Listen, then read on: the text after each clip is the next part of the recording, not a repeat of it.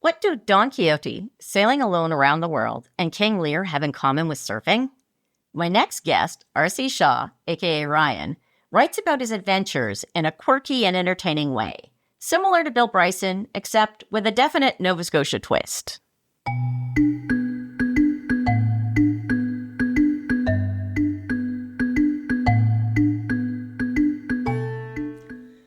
Welcome to Definitely Not Famous. I'm Rebecca Hogue, your show host.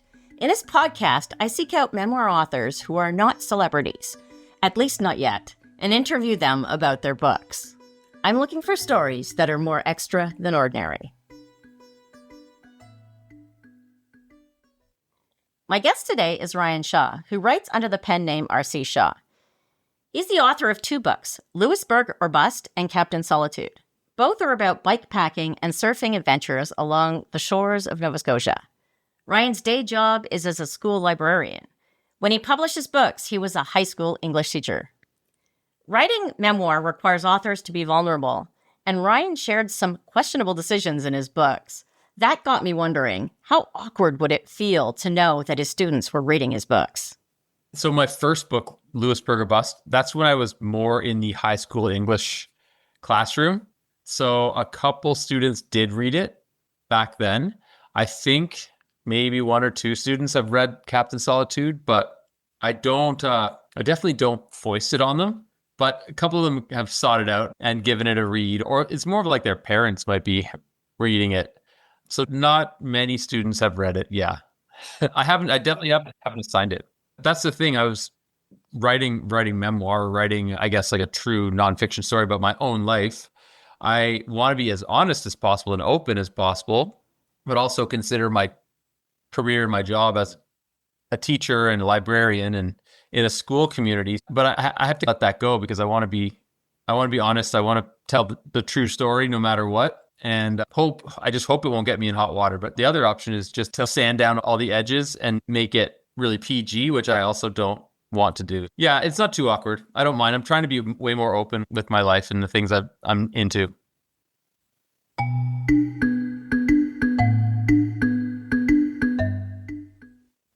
Ryan's adventures involved what is known as free camping, that is, finding a place to sleep that doesn't cost money. I have some experience with this from our around-the-world bike trip. It was something that I always found challenging, so I asked Ryan about his experience with free camping. I found it was an easy way to get out of the spotlight. If you have a strategy, you don't know where you're going to be at the end of the night if it's one of those days. For me, at a certain point in the day, I'd always be my antenna would be up for camping spots. And then, so I just keep going until I thought, okay, this looks right. Or this dead end road might be interesting to check out. And then beaches are helpful too, because if you can haul your stuff down the beach a little bit and then just turn into the forest, there you can pretty easily disappear.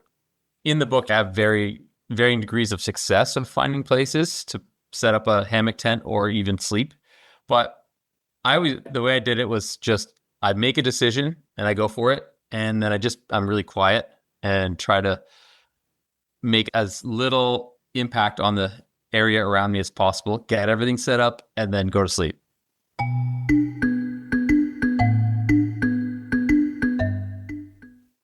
Channeling Joshua Slocum's legendary solo voyage, Ryan seeks out solitude on his journey. In the book, he explores the emotional highs and lows of seeking solitude, balancing isolation with a need for connection. I'm much more of a connection person myself, and I can relate to his yes philosophy. This was an interesting little balance between solitude, because I was really trying to channel Joshua Slocum, and he in his sailing journey was alone for three years, really. Off and on, he came on land here and there, but so I was trying to feel that solitude as well. So I wasn't always searching out social opportunities, but then sometimes after a day or two of being alone, I'd be just wanting to meet someone. I was on and off with wanting to meet people and being open to that. But yeah, like a lot of the times it was just lucky, meet someone on the beach and then strike up a conversation. And then that led to an invitation to do something. And I always would say yes if I was invited to go and do something. And yeah, so it really does. I think if you were looking for a super social experience, bike camping is awesome because you can just stop and talk to people anytime. and you're not flying past in a car. So you can linger, you can zip back, or stumble on something, you can stay for a while.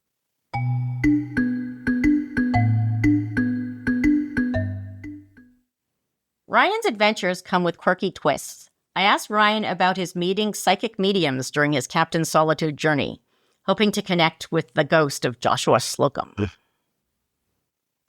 Exciting part of my journey in Captain Solitude was getting to connect with some psychic mediums along the way. If you've never heard of him, what you want to know first of all is that he is a Canadian and he's not American. That's a little myth that is easily bustable, and any sailor who knows Slocum knows that already. But even still, he considered himself what he called a naturalized Yankee. He moved away from Nova Scotia where he grew up, and he left when he was 16 years old, and he lived in the United States for the rest of that time. Even he would have said he was an American. You want to know that he's Canadian, that's specifically Nova Scotian, and then you want to know that he was the first person to sail alone around the world. That had never been done before. So that there had been some circumnavigations, Magellan, Drake, and other sailors who were sailing with big crews. But Slocum was the very first person to do it from 1895 to 1898 in a boat that he pretty much rebuilt himself. And so it's like this amazing story of self-determination, willpower, and then like skill, because he knew sailing so well that he was confident enough to do it. And it took him 3 years and 2 months. I would say Slocum. And then the reason why he's still well known is that he wrote the classic sailing story, Sailing Alone Around the World. So you can pick up his book and join him on the journey. When a friend of mine passed me that book a few years before I decided to go chasing after his ghost, and I looked at it, I was like, wait a minute, this is an incredible story. And this guy is from Nova Scotia. Like, he starts the first line. He's on the cold North Mountain near Digby Neck. And so I just got curious. I read the book, and then I started to read his biographies, and every single biography ended with the same kind of big question mark. It's like, he disappeared about a decade after he wrote the book, disappeared in the Caribbean. No one knows how he died. The end. So I was like, that can't be the end. That became a huge hook for me. Okay, maybe I can figure this mystery out.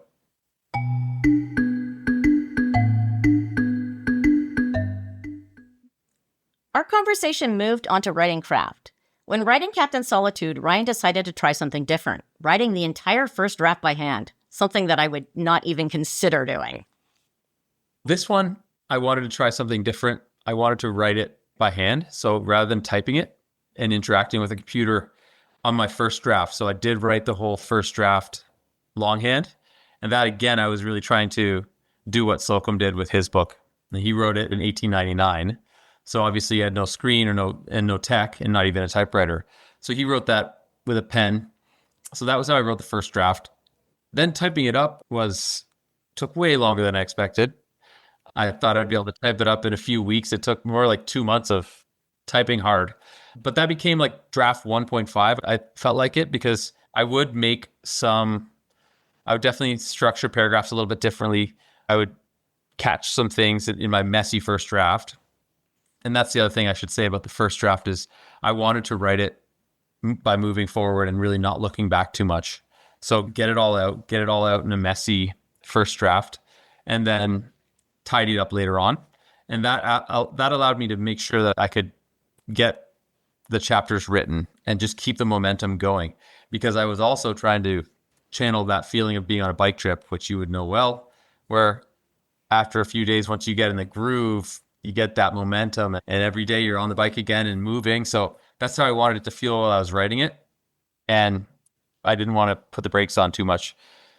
So then craft-wise, after that, it was, once I did have a publishing deal, I got paired up with a really good editor. So he and I worked together on the manuscript, and I wanted him to be as honest as possible and brutally so with parts of it. So when I got the feedback, he liked a lot of it, but there's parts that he had major suggestions for. So I had to do a significant amount of rewriting, but I was up for it because 95% of his comments, I said, yeah, he's got it. He's a professional, so I'm going to go and say yes to all these things and try it out.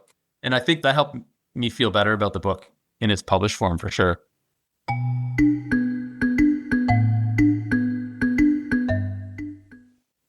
Dialogue in memoir is a special challenge. I'm still trying to figure it out myself. It can make memoir feel alive, but capturing it is not easy. Every author approaches it differently, so I asked Ryan about his approach to dialogue in his books. I was taking a lot of notes as I was traveling. I was able to write down some parts of dialogue verbatim. If people I was speaking with or like snippets of phrases that they said, I was quickly writing those down afterwards, almost in a creepy way. But I tried to keep them. I tried to jot as much as I could. But the other side is I did have a voice recorder. And so about 3 or 4 different folks along the road, I think I need to ask them, would they be willing to sit with me and let us record our conversation? So I did have some recorded conversation. Obviously, that makes creating dialogue easy, much easier. Then it's just a bit of not omitting, but like trimming out some certain parts of it. But yeah, I tried my best to be as true and honest and as close to exactly what was said as possible. I think one approach is maybe just if you don't use quotation marks and you paraphrase, that's one way to go. But I really wanted there to be dialogue in the story. And so I did my very best to capture it as honestly as I could. But it's not easy. It's definitely not easy to bring dialogue alive from a conversation on the page. But I think it's possible. So that was a big challenge for sure. I sometimes will see that a disclaimer or in a foreword, just a mention of some of this dialogue has been reconstructed to the best of my abilities. But we when we're studying that, we always study books like The Perfect Storm or where there's an event that happened where no one survived, but the author has constructed the dialogue the best they can based on talking to multiple people and reading as much as they can and then working up a dialogue that is believable. But reading The Perfect Storm, because you read the first few pages, that this dialogue is ultimately made up by the author. I think you can get away with anything as long as you tell your reader that up front and they know what you're doing.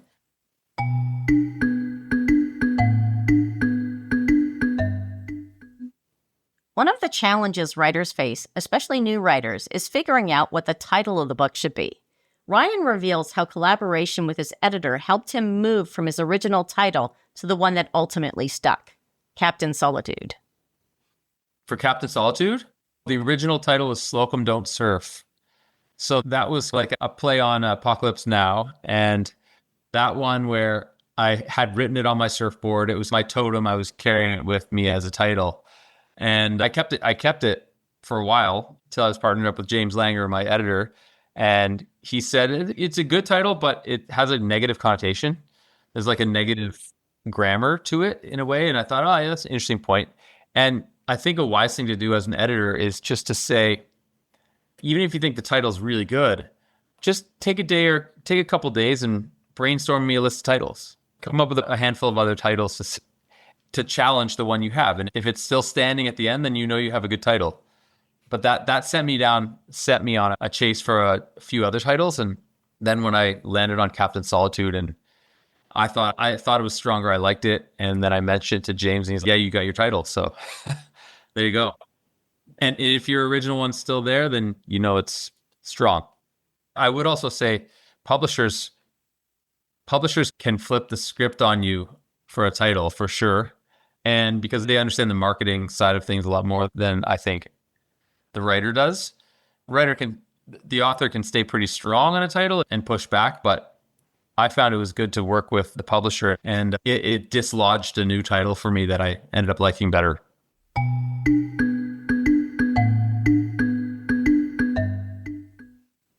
I'm always curious about the stories that aren't told in the book.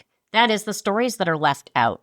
Ryan takes us behind the scenes of his editing process, sharing the tough decisions about which stories he cut and how those choices shaped the tone of his memoir. There was one surf session that I had down right off Yarmouth, so right down the very bottom of the province. And I went out to the famous lighthouse there and got to paddle out and surf right next to the lighthouse.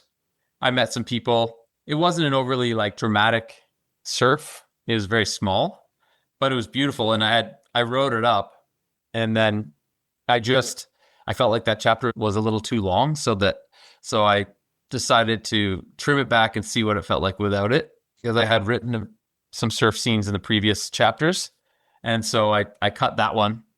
Nothing too, oh yeah, one thing does come up at the end of one chapter near the end of the book. I ended up taking an offer to stay in a man named Danny LeBlanc. He's the guy who took me sailing. He offered for me to stay in his old trailer where he was living while his house that had semi burnt down was being fixed. But now he was back in his house. So I said, for sure, I definitely want to stay in your trailer. And then when I got to the trailer, it looked like it had been ransacked. Like, it was really sketchy, a little bit scary, but I had already committed. And at that stage, I would have slept anywhere except for in the hammock tent. The exposure was adding up. So I ended up bunking in this trailer that was quite eerie and quite scary. And there were like wasps in there. And I wrote it all up. And then my wife was reading it, and she said, "This chapter ends on a really dark note. Are you sure you want to go there with this chapter?" Because it was already about death and about meditating on death. And so, as I do when I'm editing, if I'll try something, I'll cut something out and then let it breathe for a few days and then reread it and say, am I missing that? And if I'm not missing it, then I'm thinking I'm going to leave that on the cutting room floor. So yeah, that was one that I ended up cutting. The horror scene.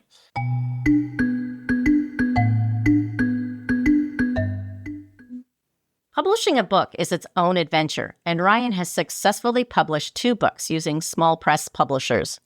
Ryan walks us through pitching his memoir, crafting a proposal, and the iterations needed before getting a book deal. In MFA program at King's, we learn how to create a book proposal for a nonfiction book or manuscript. And I did that for my first book, Lewisburg or Bust. And it was really great to have that submission package almost already. And so I kept my original. Then I knew that once I had my manuscript for Captain Solitude done, that the next stage right away would be to make my proposal.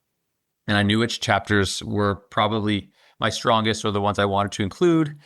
And so I wrote a solid proposal, edited it, spent a lot of time making it as enticing as possible. And then I had a couple little contacts here and there, but I wanted to work with a new publisher. I just was curious to see what it would be like to work with another publisher. So that ended up being Goose Lane from Fredericton, New Brunswick, a really great East Coast publisher. And I'm really glad that they took a chance. Although when they had my proposal, they came back to me with a lot of questions. And then I thought, okay, they've engaged with me, but it was definitely not a yes, for sure, green light. It felt like more of a rejection waiting to happen, which maybe was their strategy, just to see if I'd be willing to listen to their feedback and make some changes. And so, yeah, I rewrote my proposal a little bit and sent it back to them. And after a couple months, they said, okay, let's do this. And then, so I was there, with Goose Lane. And then, it was a great partnership. They partnered me up with an excellent editor. But then down the line, the copy editing was fantastic. And then the book design was really fun and interesting. So I had a great experience with Goose Lane.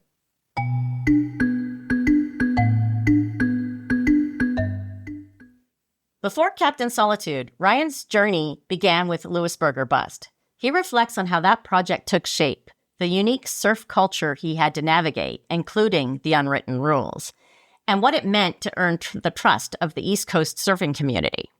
That one was published by Pottersfield Press, which is also an East Coast Canadian press, a little bit smaller than Goose Lane in terms of its reach and a little bit more regional.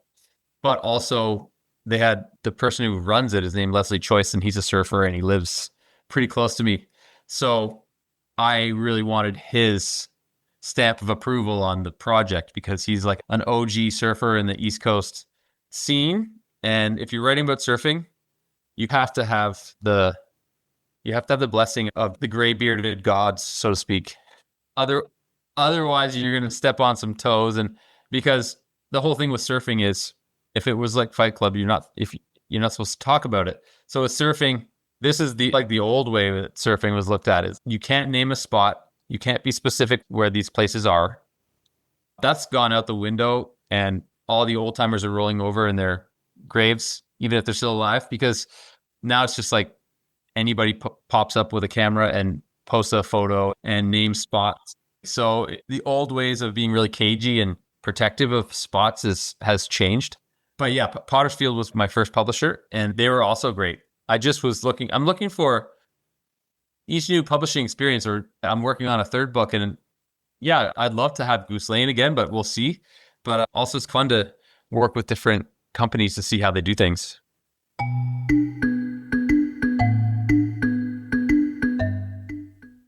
I'm always surprised at the timelines associated with traditional publishing.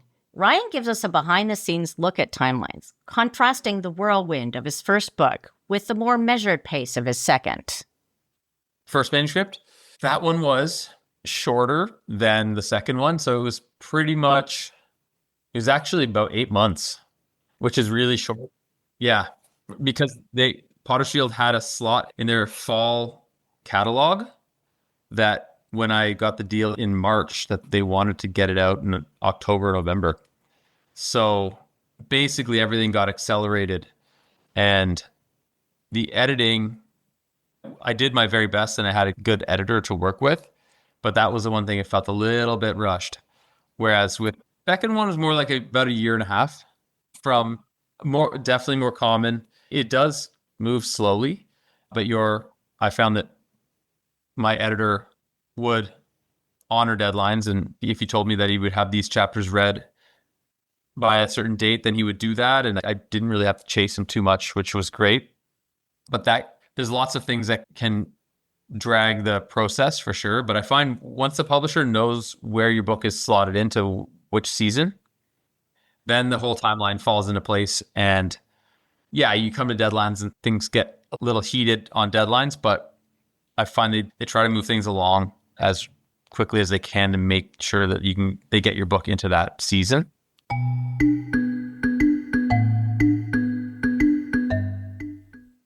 Ryan's next project feels like something epic, definitely more extra than ordinary. A walking journey along the East Coast Trail of Newfoundland with his dog, a surfboard, and a copy of King Lear. He shares his vision for blending travel, Canadian history, and literature into an adventure that pushes the boundaries of memoir. It was never meant to be a trilogy of travel stories in Nova Scotia involving surfing, but now it's become that because I've always looked at the map, and if you look at the map of Eastern Canada from a surfer's vantage point, the coastline that's exposed to the open Atlantic, it's the whole coastline of Nova Scotia from basically Yarmouth to Cape Breton Island. But then if you take your gaze a little bit northeast, Newfoundland. And so Newfoundland is like the last part of the puzzle for the surfable coastline of Atlantic Canada. And I thought maybe that's my chance to be the first chronicler of the surfable coastline of Atlantic Canada. I've got to go to Newfoundland. And so that's my idea, is to go to Newfoundland next summer. But instead of biking, I'm planning to walk.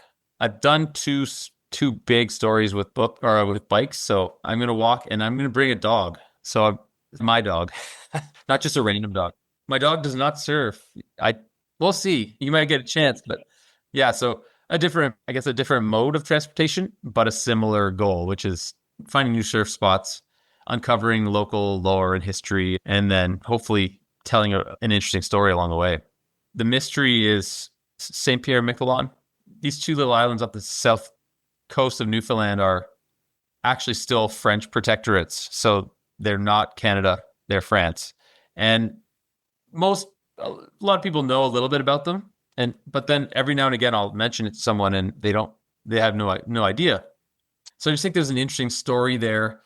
If I could get from, let's say, St. John's to those islands, and surf it and explore along the way. But I've been reading a lot about Canadian history. So I want to see if I can weave some Canadian history in this story, but make it, I'm not going to say spicy, but definitely more interesting, because I'm I think that history's going by the wayside, is not talked about as much. So I think there's an interesting history there, but also, and this is the curveball, I've been obsessed with King Lear, Shakespeare's play, for my whole life. And I want to bring that along and read it and have an interchange with Lear and with Shakespeare all along the way. So there you go. The plan is to walk from one place to another while carrying King Lear and a surfboard and my dog, and then get to France.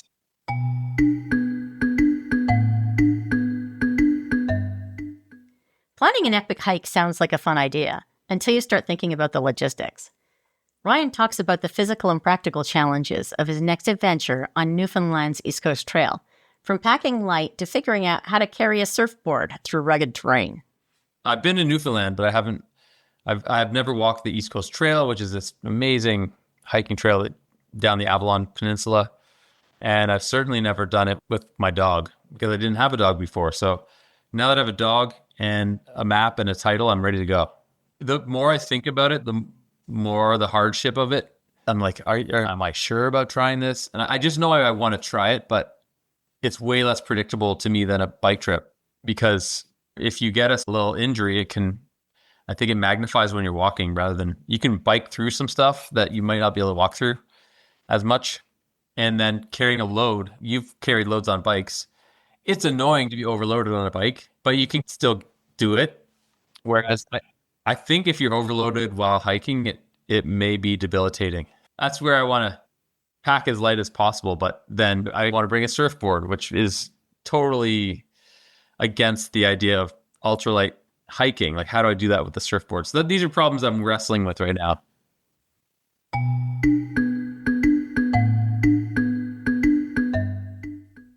Disconnecting from technology feels almost Shakespearean in its drama. Ryan explains why he plans to hike without a phone or communication device, embracing isolation as a central theme for his next book. I'm glad that his family have convinced him to carry at least a little tech.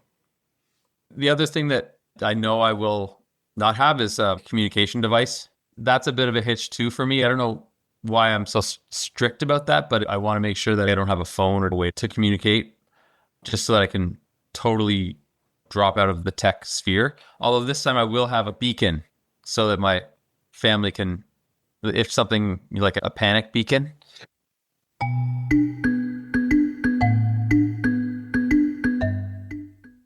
After 2 nonfiction books and planning a third, Ryan is already thinking of a new challenge: fiction. He'll be stepping into the unknown and shares what excites him about making that leap. I've written 2 books of nonfiction, and I definitely want to write one more, but I think after that, I want to move into fiction. I'm writing some short stories along the way, but I think after this next nonfiction book, potentially give myself the challenge of a novel. And that would, to me, that's scary because it's like jumping off a cliff into darkness that I'm not so used to. I'm curious about writers who in their career have done that, maybe started with nonfiction and then moved to fiction after that. So I've found a few of those along the way. I'm just seeing how they make that transition. It's definitely possible.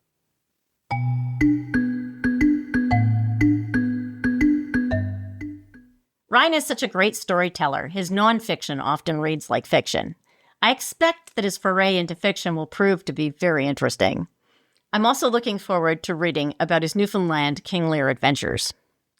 Thank you, Ryan, for sharing your stories with us. I'm sure everyone listening will agree. Ryan is definitely more extra than ordinary. Thanks for listening to Definitely Not Famous. This podcast is brought to you by Rebecca Hogue, the host and the producer for the show. To support the show, please consider purchasing the books using the affiliate links in the show notes. Alternatively, you can support the show using Patreon or PayPal links available on the show notes website, definitelynotfamous.com. I'm looking for more authors to talk to. If you have read a great memoir and want me to interview the author, please complete the listener's form on the website. If you're an author and you'd like to be a guest on this podcast, please complete the author guest form on the website.